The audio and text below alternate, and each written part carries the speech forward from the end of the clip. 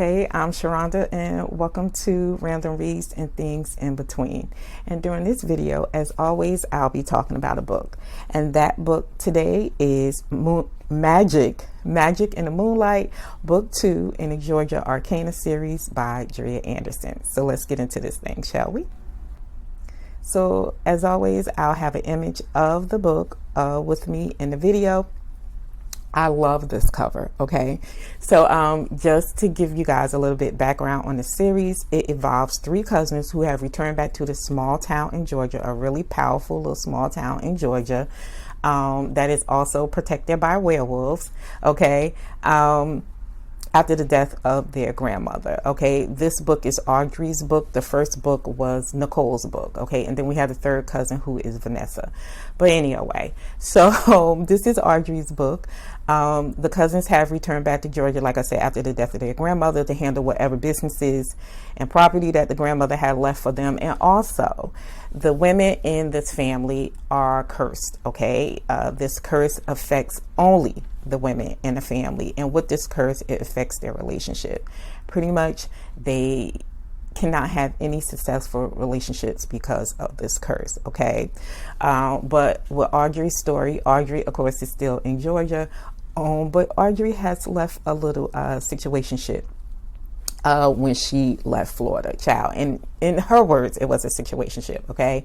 But we're gonna find out it's a whole ass husband, okay? Audrey left her husband in Florida, and her husband, who is Israel, wants her back expeditiously, okay?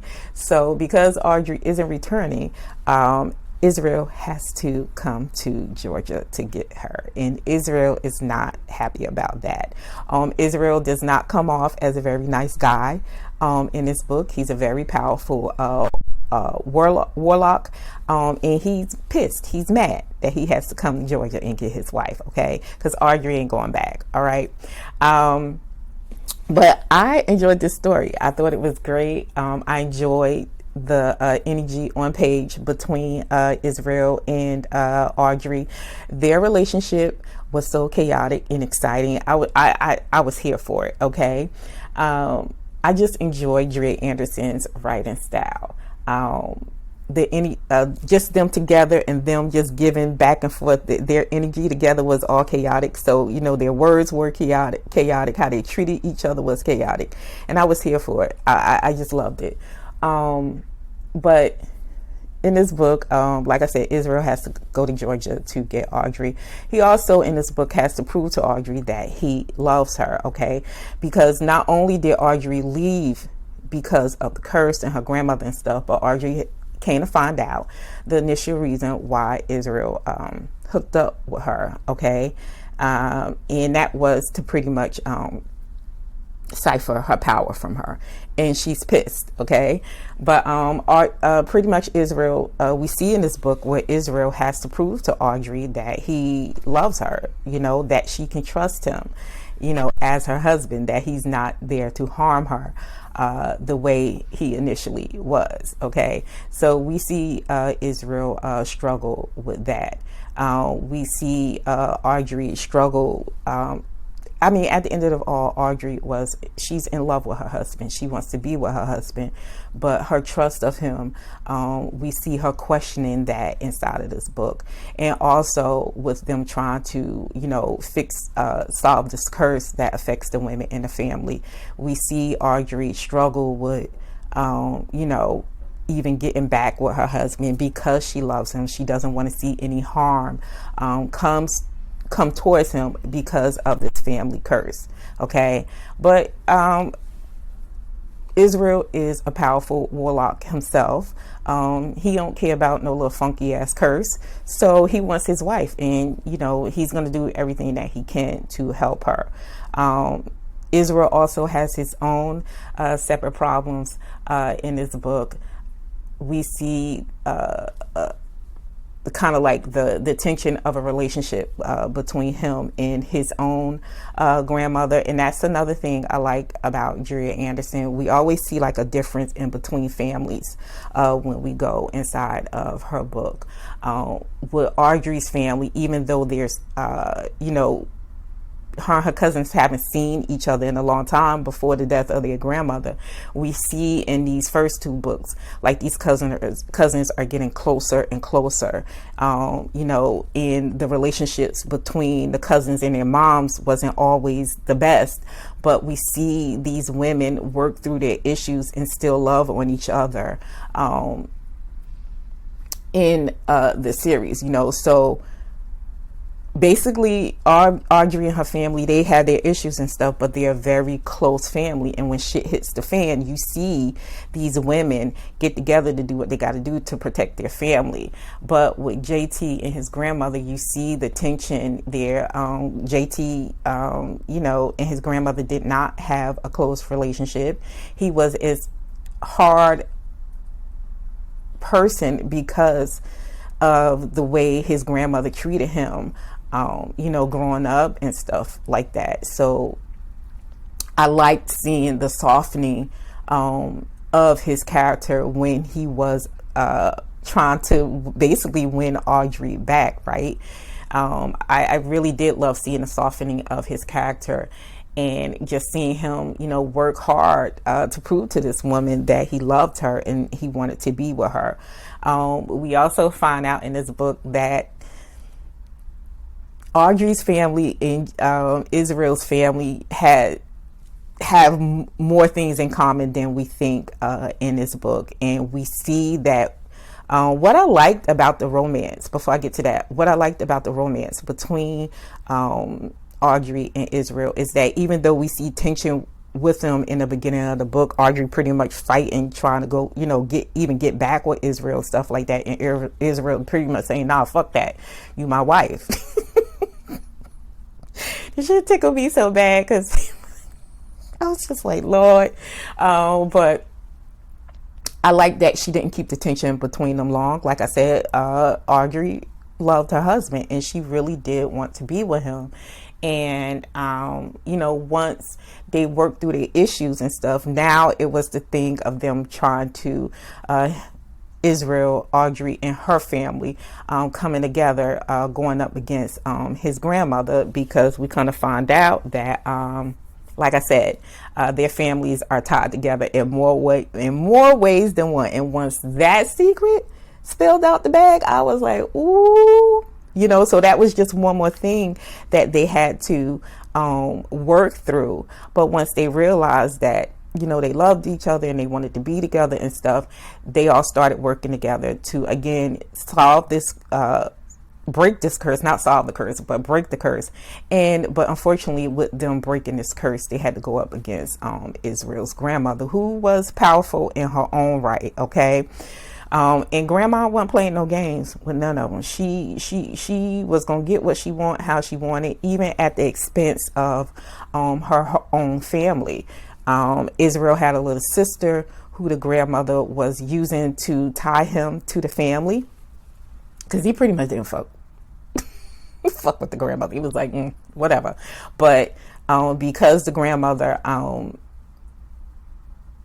was using his little sister to keep him tied to them, you know, Israel had to do some very unscrupulous things. I mean, and it's not like he didn't enjoy doing them. I think with Israel's character, you know, he mentions at the end of the book that he did regret doing the things that he had to do for his grandmother.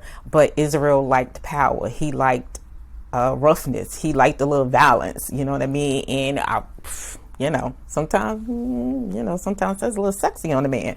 But anyway, but I really enjoyed this book. This was another enjoyable book. Great follow-up to the first story. I love the returning of JT and Nicole and Vanessa, and we have their moms in there, which called the aunts in the story. They were just an extra great addition to it. We also have Israel's enforcer Elijah, who Dria, I'm gonna need for you to give me a book on Elijah. I don't even care who you put him with. I just need him. And he a lion shifter too. I just need his story. Okay, I need it. But yeah, this was a great story. I really, really enjoyed it. But the romance was really sweet. As you see both Israel and Audrey kind of like struggle, especially with Audrey struggle with her trusting her own damn husband, and with Israel, because he grew up so hard, well, was raised so hard, and pretty much had to fight for everything that he had. And I mean, child, he was out there fighting, child, and he sometimes he was used to taking things forcibly because that's what he had to do. So seeing his character softened in ways to win his wife back was really romantic to see on page. And the sexy times, child, the sexy times was really, really enjoyable. Yeah, they was spicy, child. They was spicy. I loved it. They was fucking, just it's the way they was going at each other. Ooh, it was intense, and I was like, okay, I can live for this. I like this, but also love seeing the return. We see in these two books, we see the return of the cousin's grandmother. Like, I know she didn't spirit, but is this lady alive? You know what I mean? But another thing I loved about this series is her breakdown of the world building of this series. Okay, it's really, really in detail.